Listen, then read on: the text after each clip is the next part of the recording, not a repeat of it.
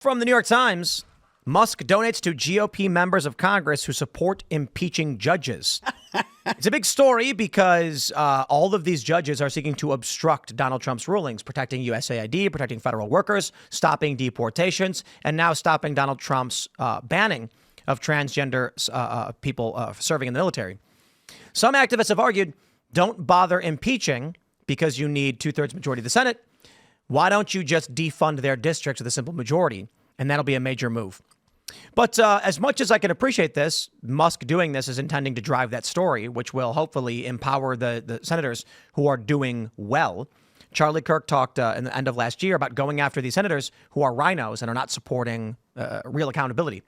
But this goes back to the question of Donald Trump's authority and the Constitution. And as we were just talking about conflict in this country, civil war versus revolution, I would say that the conflict has reached the highest levels under Donald Trump today. But it's curious. In Trump's first term, they were accusing him of being a Russian spy. They were imprisoning the people who worked with him. They Flynn before he even got started. They didn't put him in prison, but they ran him over the coals. Carter Page was run through the coals, all of these things.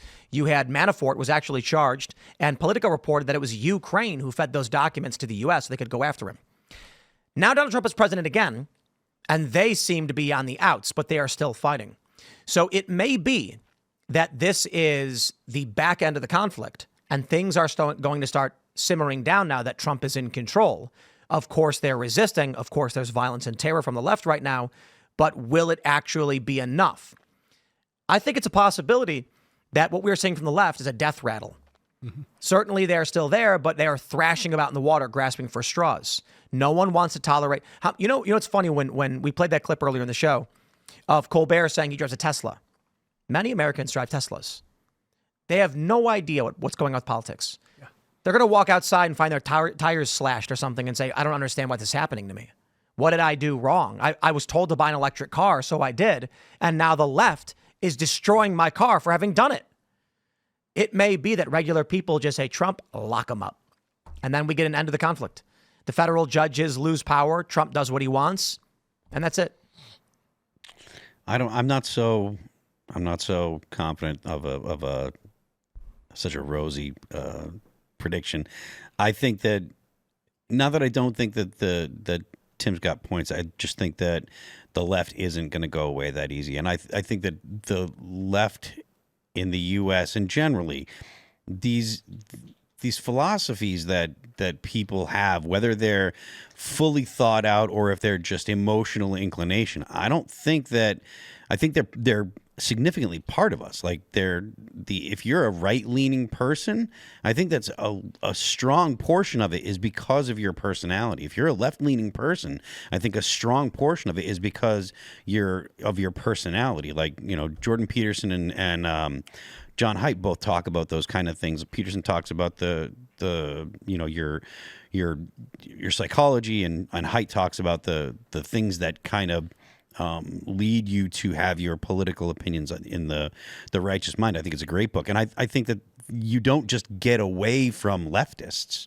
You know, I don't think that you just win and then the game is over. I think that that's what the left kind of thought when Barack Obama was elected. They thought that, okay, we're kind of reached an end of history point. From now on, the Republicans are going to be only a regional, you know, in the South, and they'll put up their candidate every year and every 4 years, and every 4 years we're going to stomp them. We'll always win forever, and we own the country now, you know?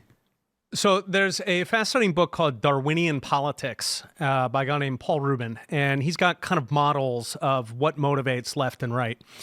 And essentially, right is focused on out-group domination, and the left is focused on in-group domination. Both of these are very necessary in sort of a Darwinian situation because otherwise your genes are going to be eliminated. Sure. Either by the next tribe over or by the hot guy, whatever. The guy who hunts well and then gets all the girls. And so we have it built in to resist in-group, out-group. And those manifest in modern terms in the left and the right. And these are enduring, right? You can go back to Plato and you've got an identifiable left and right. You can go back through, ancient China and you've got one group that's advocating for equality and another one that's interested in the fitness of the group and resisting external domination. So those both exist. But I think that when we're talking about the left here as a concerning organization, that's fundamentally a hand in glove of the state. And the state, of course, has common cause with socialists. Yes. It wants there to be more government power, and then it hires these sort of intellectual bodyguards that it directly funds. So that, I think, is separate from this sort of innocent question of, do we want more equality? Because those have already been resolved by classical liberalism, right? We're all equal before the law. We all have equal rights to, nobles are not supposed to be punished at lighter penalties, even though they in practice are. But at any rate, we've already resolved those questions largely. The question now is, what about this violent hand in glove of the government? That, I think, is absolutely defeatable. I didn't expect Doge to uncover what it did, right? I was thinking it would be exciting because it would lower government spending, that would bend the curve on inflation. Maybe we could get rid of some regulations, we could grow the economy. So I was excited on those grounds. And then once I started seeing that, just the rat's nest in there, but moreover, the realization that the entire violent radical left is tax funded, meaning disgusting. that you can cut it off. Now, the judges are doing, of course they're going to fight that, because they understand that that's like their jugular, right? That is their mother's milk. That's what sustains the whole thing. But I'm much more excited now that we can crush this thing once and for all. Sure, people will be left and right, but it won't be this dangerous form. Well, if you go back to the 90s, left and right largely agreed on everything. Yeah. And there were a couple wedge issues. Yeah. And then there were anti-war people who were like, the Democrats and Republicans completely agree. And even into the 2000s, it was still very similar. Today, it is hyper-polarized. Yeah. 9/11. We'll go forward. To your point, like there was this hardcore band that I listened to in the 90s called Earth Crisis, and they were a straight edge hardcore band. You would think that because they were straight edge, no drugs, you would think that they would be leftists, and they might have considered themselves leftists, but they were absolutely and totally against abortion because it's killing it to them. They were like, this is killing an innocent life, and there's this one song it's called Firestorm, and it's one of the best hardcore songs ever written, but it's like the whole point of it is going through town and cleaning up the drug addicts and the dealers and the people that are, basically destroying society, which is it sounds very right leaning, but they were vegans. They were straight edge. They were all about animal liberation, which you're strongly associated with the left today.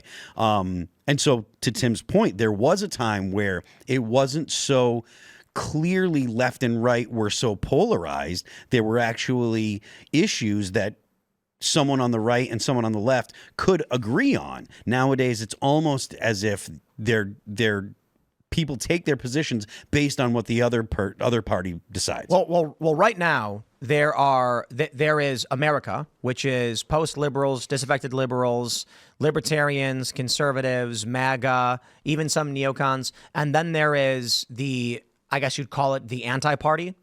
The liberals of this country are literally, we have no plans, we are just your opposition.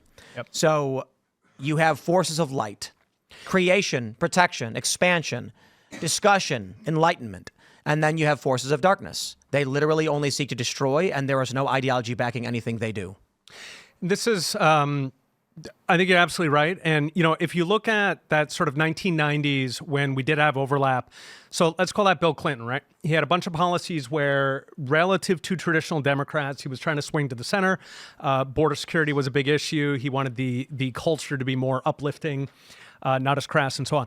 But the thing is that Donald Trump is essentially Bill Clinton, right? In other words, he is occupying that centrist space, but just like you said, so you have this massive coalition that in terms of what they've always believed in their lives, voter preferences, they're on board with Trump. That was a running joke after the election, right? Was that the Democrats won, right? We had Tulsi and RFK. We had all these Democrats, including Donald Trump, Elon Musk, Joe Rogan. So I think that's absolutely true. And the left is contracting now to where it's not sort of that natural 50 50-yard line of the population, it's like 7 or 5 or 3%. Sustained at this point only by corporate media and government money. Yeah, I've ceded away from using left and right terms as much because since the internet, since 9/11 and the internet and movies like Zeitgeist, where people learned about fractional reserve currency for the first time in their lives, they learned about what's called the military industrial complex. That wasn't like talking on CBS never mentioned that in the 90s. No one knew that there was fiat currency. Was never taught that in school. It was under the radar. So we had like political differences, but we still got along. Then you still have like your anti-war people, but it's just what you said. The media came in and kept brainwashing, and the people that were like resistant to it were able to start thinking for themselves, and they broke away. And that was a great majority of the population. Mm-hmm. But there's a segment that would just kept watching CBS, and they're stuck in this like imperial propagandist loop of like, let's fascistly control your country through banking. But they're told like they're doing the fascist thing. Look over there, and you're like, I like when I hear people talk about like controlling a country through fascist banking, I don't think that, or at least I don't find that compelling.